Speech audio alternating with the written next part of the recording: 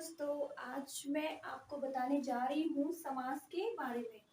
तो समास में हमारे जो क्या होता है समास में, शब्द जो दो शब्द आपस में परस्पर संबंध रखते हैं और उनको विखंडित करने से यानी कि उनको तोड़ने से, दो हिस्सों में बांटने से या दो से अधिक हिस्सों में बांटने से जो कि उनमें उनका अर्थ निकाला जाता है, उनको तोड़ के उनका अर्थ निकाला जाता है। उनके समास यानी दो शब्दों जो मेल होता है शब्दों का, उनको क्या कहते हैं? समास कहते हैं। यह कितने तरीके के होते हैं, कितने प्रकार के होते हैं? यह 6 प्रकार के होते हैं।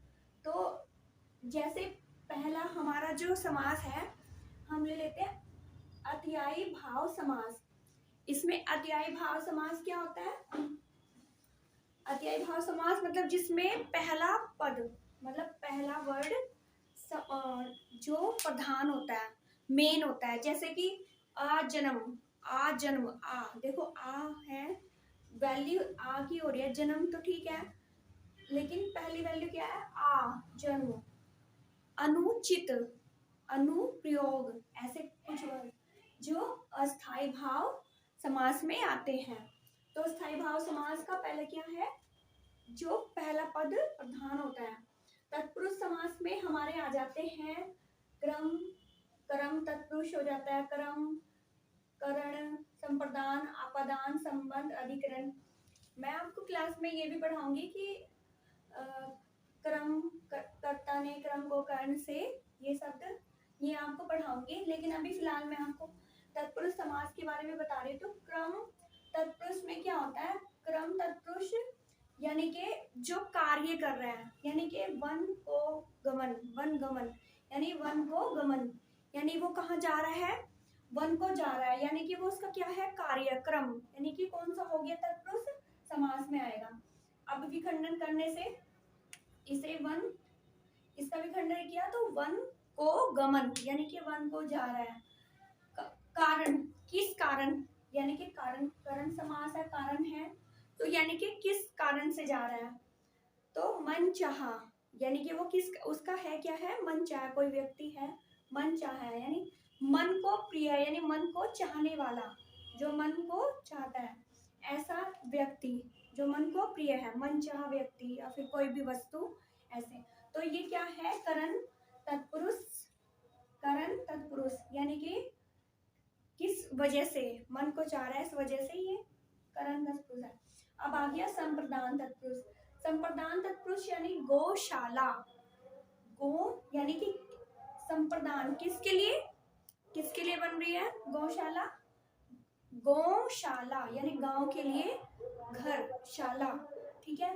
इसको भी खंडन किया तो यानी कि गौ, गौ के लिए शाला, तो ये क्या हो गया?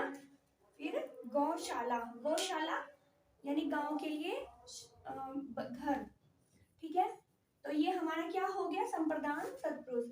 आपादान तत्पुरुष यानी कि किसी से अलग होना, अलगाव होना, यानी कि जैसे कि हमारा हो गया अप्रदान यानी धर्म विमुख, धर्म से हट गया, उससे धर्म विमुख, धर्म से विमुख हो गया। इसका अर्थ होता है, कोई शब्द है उनका अर्थ निकाला जाता है उनको तोड़ के। अब संबंध यानी कि संबंध, संबंध तत्पुरुष क्या होता है? सेनापति, यानी कि सेनापति यानी क्या होएगा? सेना का पति। तो ये क्या है? इससे संबंध रख रहा है क्या? इनका क्या है? वो लीडर है, यानी कि सेना का पति है, वो उनका मेन हेड है। तो ये संबंध क्या है उनका? सेना का पति है, ऐसे ये संबंध हो गया, ठीक है। तो इस तरीके से अधिकरण, अधिकरण यानी कि वनवास, अधिकरण यानी कि किस जगह है, कहाँ है, क्या उसका अधिकार है, इस तरीके से। तो अधिकरण यानी तत्पुरुष क्या बोलेगा? वनवास यानी वन में वास करता है, में, अधिकरण में यानी कि आप बीती, आप खुद पे बीती हुई बातें, यानी आप बीती सुनाते हैं ना ऐसे। तो वन को गमन, वनवास यानी वन में रहने वाला व्यक्ति, यानी वनवास वो होता है, ठीक है। ये हो गया हमारा अधिकरण तत्पुरुष। अब हम तत्पुरुष हो गया हमारा। अब हमारा कर्मधारय समास आ गया।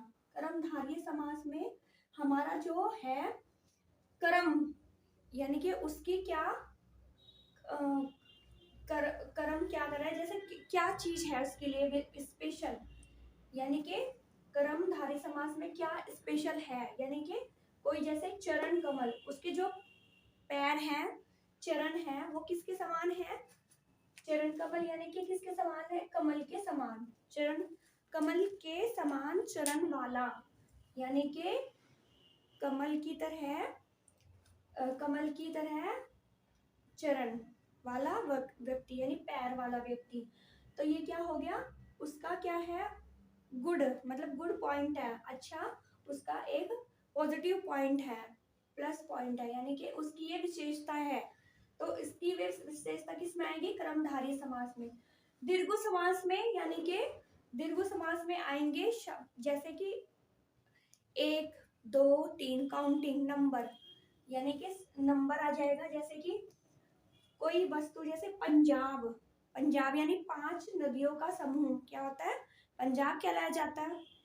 तो दीर्घ समास में 5 वर्ड आया।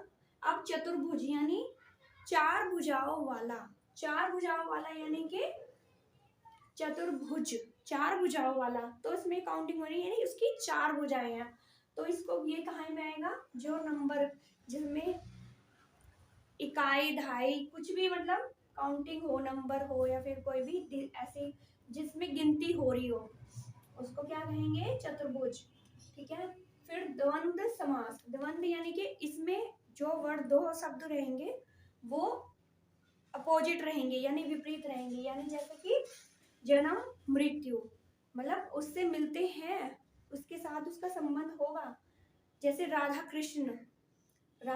कृष्ण का संबंध है लेकिन विपरीत है। जन्म और मृत्यु, यानी कि जन्म के बाद मृत्यु आती है, जन्म के बाद मृत्यु आती है, लेकिन संबंध रखते हैं, लेकिन विपरीत संबंध, जैसे जन्म हो गया, उसका अपोजिट हो गया मृत्यु। तो ये क्या आएगा, द्वंद्व समास में। अब हम बहुवरी समास की, जो कि मोस्ट इंपोर्टेंट है, उसकी बात कर लेते हैं।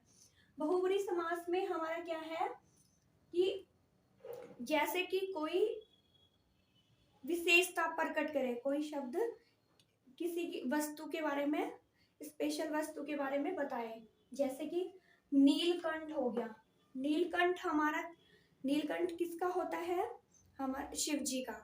तो नीलकंठ वाला व्यक्ति कौन हो सकता है, शिव जी।